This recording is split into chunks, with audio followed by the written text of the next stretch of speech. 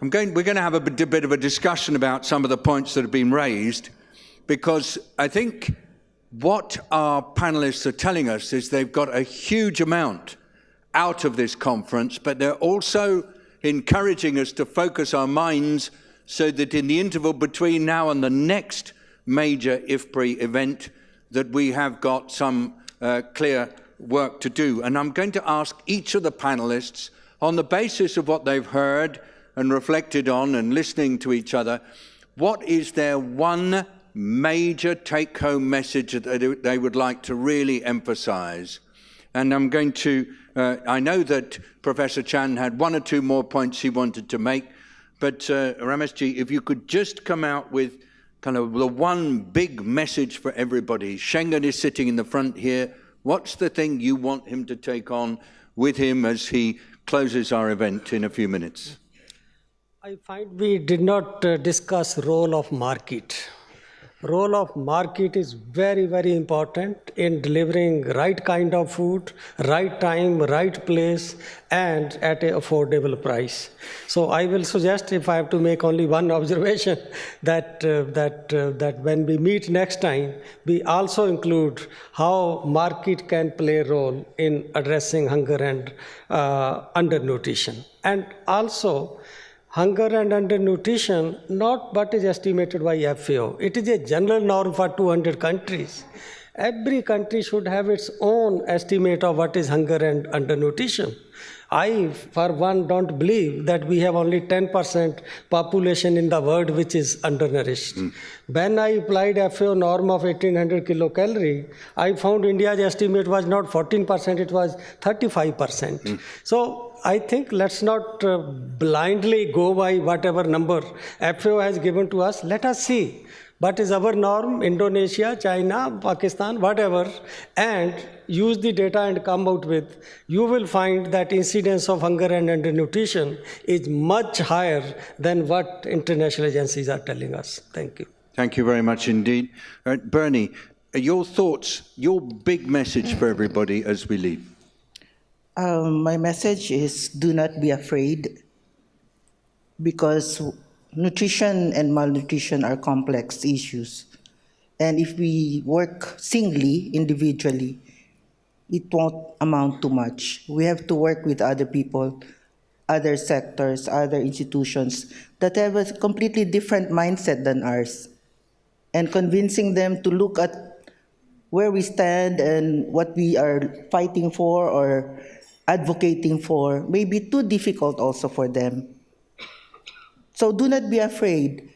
The Sun and other institutions, the Sun movement, is a fairly new movement, but it opens a lot of engagement and interaction at individual level, at professional level, and at country level.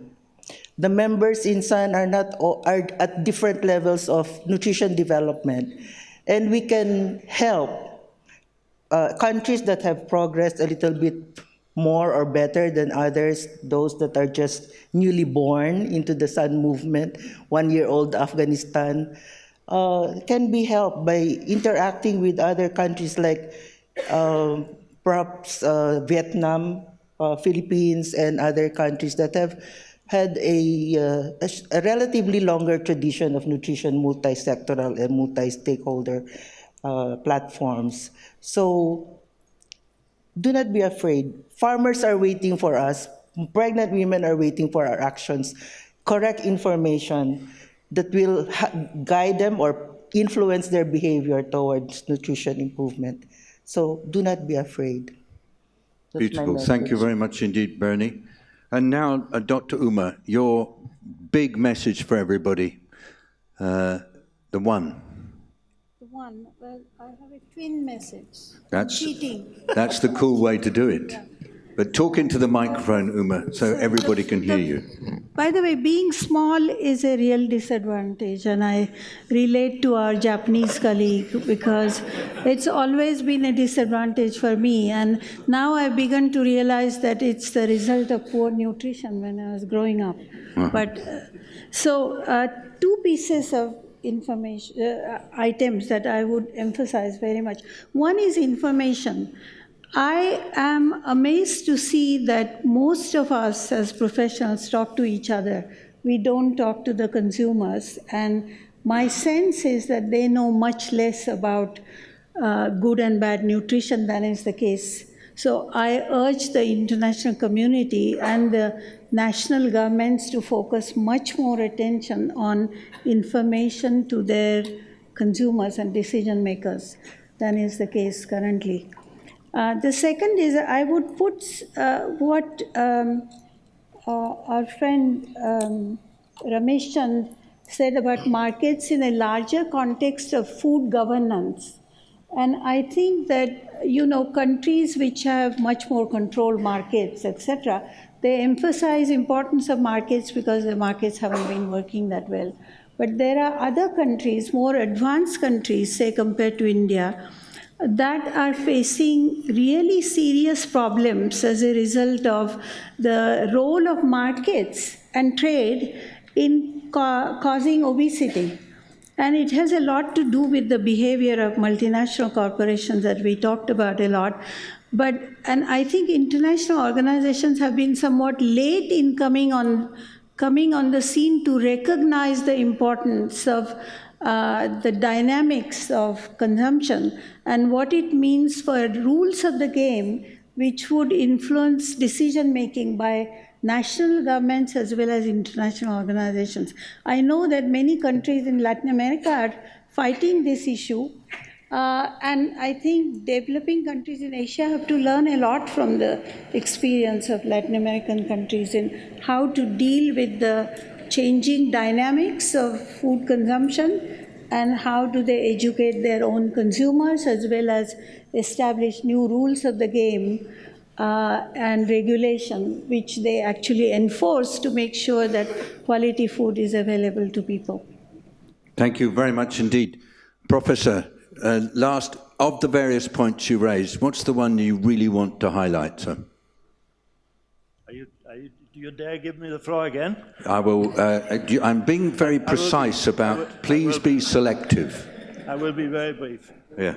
Increase public support, public funding for research to bring down the unit cost of production of key vegetables for the tropics. Thanks very much indeed. Maybe, yeah. Nicely done. Ladies and gentlemen, this panel has highlighted for you a number of points that they would like you to take on board as you leave. And I'm going to take the liberty of just summarizing them under 10 headings. And as I do so, I hope that panelists will listen. And if you wish to critique the way in which I tried to pull your ideas together, there will be one last chance when I finish to have a go. And the reason why I think this is so important is that as somebody who's been working on nutrition issues now for quite a long time, I do sense that we're at a very exciting stage where nutrition as an issue is being embraced by so many more actors than has been the case, say, 10 or 15 years ago. It's becoming a completely different subject. This is a challenging issue for nutritionists who will sometimes say, what is going on? A whole load of new people are coming into our discipline and are talking about our subject. They don't know what they're talking about. So what I'm going to do now is to ask, as you listen to the reactions of our panel, which I'm going to summarize, just think to yourselves, what does this mean for the future mindset of those of us working on nutrition? So here's number one, and it was a point that Mira Shekhar made in the last panel. She talked about the power of nutrition. And just think, the power of nutrition for the individual in determining how that individual will evolve and contribute to society. It's becoming clearer and clearer to everybody that undernourished individuals and societies are at a horrendous disadvantage. But it also applies to whole nations, as more and more political leaders realize that their human capital is so much greater if their population is well nourished. And bear in mind Professor Chan's point that it may not just be the extremely stunted who are at a disadvantage. There are disadvantages probably for many degrees and shades of malnutrition at different stages of the life cycle. Nutrition is a powerful asset for every one of the 7 billion people in our world. Second, Bernie Flores' point, don't be afraid to work with others when you are advancing nutrition. And I added, be proud in your advocacy. As a nutritionist, you don't need to slink into a little corner in the back office of the last porter cabin in the Ministry of Health. You are now at the center of the future. You are beyond the Ministry of Health.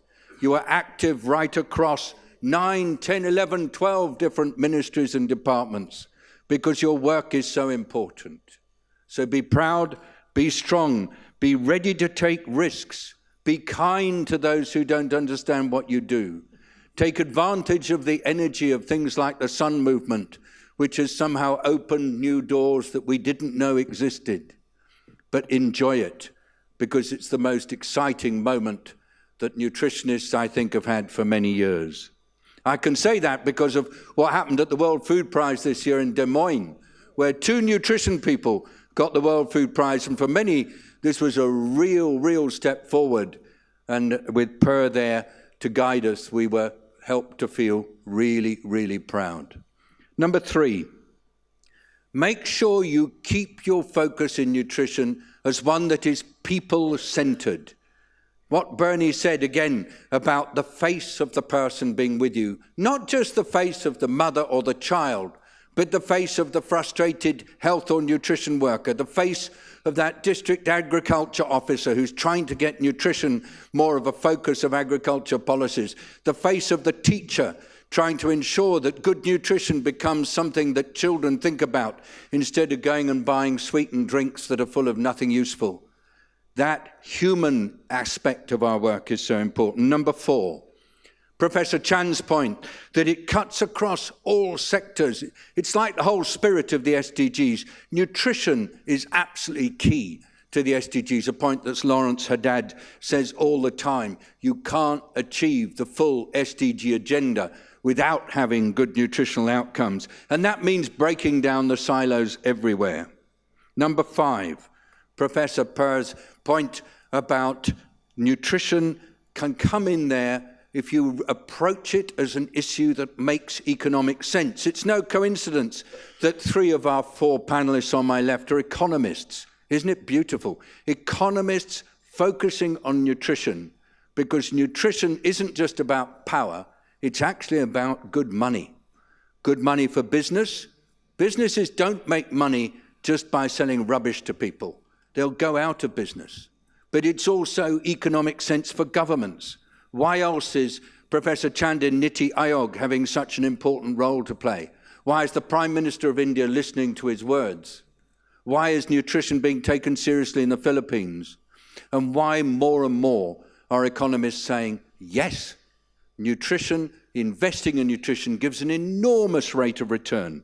Number 6, we have some storm clouds on the horizon. They are conflict and climate. Dr. Umaleli made the point. It's been here in parts of the conference, but David Miliband, the head of the International Rescue Committee at a conference I went to recently, said, wake up everybody.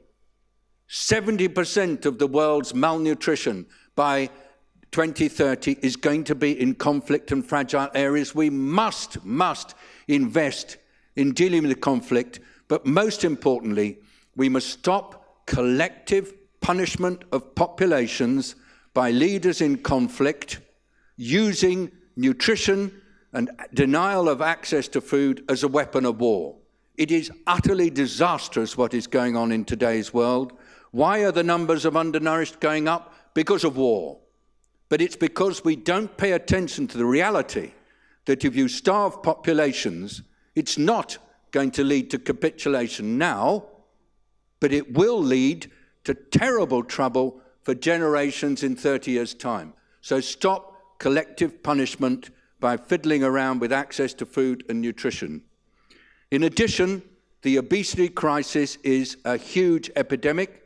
It is the primary cause of so much of the current health difficulties faced in countries all over the world. The type 2 diabetes epidemic, as WHO tells us, is the big one.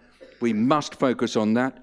And one thing that's come through in these discussions is without putting women at the center of all our efforts, we are missing the point.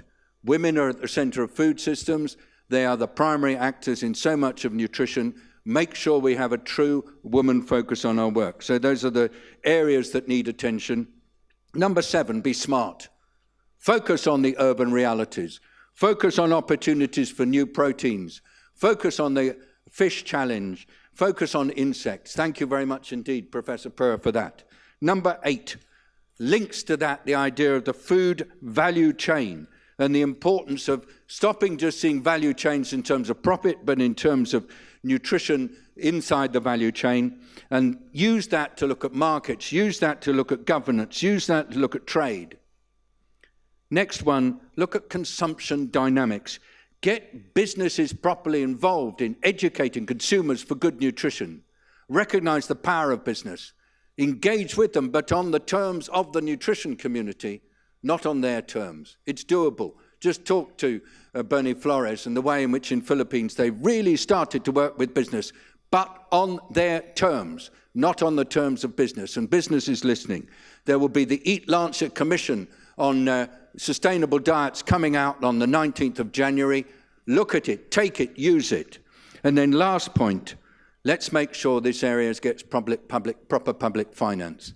So those were my attempts to do 10. I might have lost my numbering in the middle, sorry for that. But there were some very, very good points that came out here. Professor Chand, would you like to, any point that I made that you felt was not useful? Just pointing my finger here. In fact, I found them to be very, very useful. I would only like to add that nutrition norm should evolve over time. We should not be sticking to 1800 kilocalorie per capita like that. We must raise the bar from time to time. If we do not raise the bar, I think we will remain stuck to very conservative norm that we have been using in the That was my kind of UN habit. You know, I'm super wary of talking about such things because in the UN we said we don't have differences between countries. But anyway, you heard it from Professor Chand. The standards may need to be modified. Bernie, any last comment? We won't be here forever. So we need to build somebody up or institutions up in our country to take over when we're gone. So it's young people, get them in. Yeah. Thank you very much. Dr. Lele.